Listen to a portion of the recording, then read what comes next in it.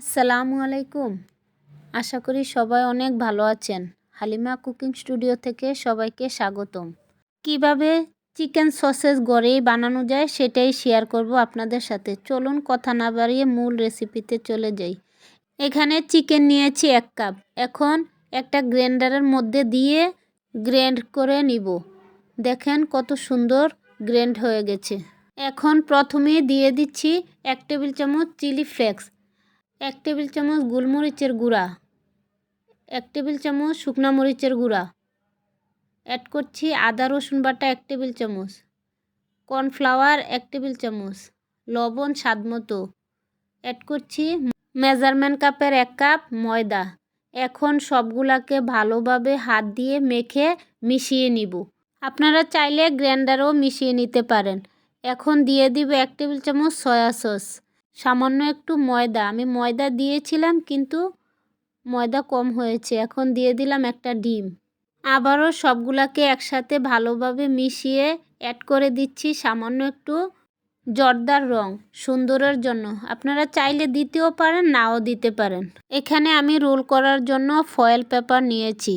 এখন হাতের মধ্যে সামান্য একটু তেল দিয়ে এখন রোল করে নিব।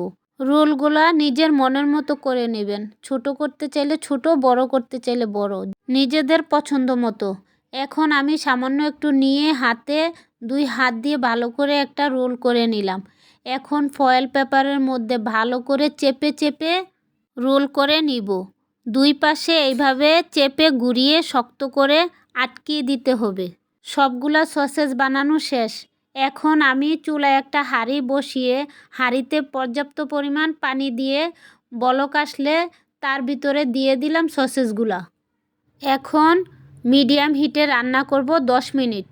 এখন একটু নেড়েচেড়ে রান্না করলাম আরও 10 মিনিট, মোট 20 মিনিট রান্না করলাম। এখন চুলাটা নিভিয়ে দিয়ে সবগুলাকে উঠিয়ে নিব। একটা বড় বাটির মধ্যে ঠান্ডা পানি দিয়ে বরফ দিয়ে দিব তাড়াতাড়ি ঠান্ডা হওয়ার জন্য। আপনারা চাইলে এইভাবেও রেখে দিতে পারেন, ঠান্ডা হলে খুলে নেবেন। এখন দেখেন আমি খুলে দেখাচ্ছি আমার সসেজগুলো কত সুন্দর হয়েছে। মাশাআল্লাহ, দেখতে অনেক সুন্দর হয়েছে। এখন সবগুলাকে খুলে নিব। এখন একটা কেটে দেখাচ্ছি। দেখেন ভিতরটা কত সুন্দর হয়েছে, একদম পারফেক্ট হয়েছে। কালারটাও সুন্দর আসছে। এখন হালকা একটু ভেজে রেখে দিব। এই ছিল আমার আজকের রেসিপি। ঘরোয়াভাবে তৈরি করার চেষ্টা করেছি, যেভাবে তৈরি করলে খেতে ভালো লাগবে। আশা করি আমার রেসিপিটা আপনাদের কাছে ভালো লাগবে। ভালো লাগলে আমার চ্যানেলটাকে সাবস্ক্রাইব করে আমার পাশে থাকবেন। আল্লাহ হাফেজ। আসসালামু আলাইকুম।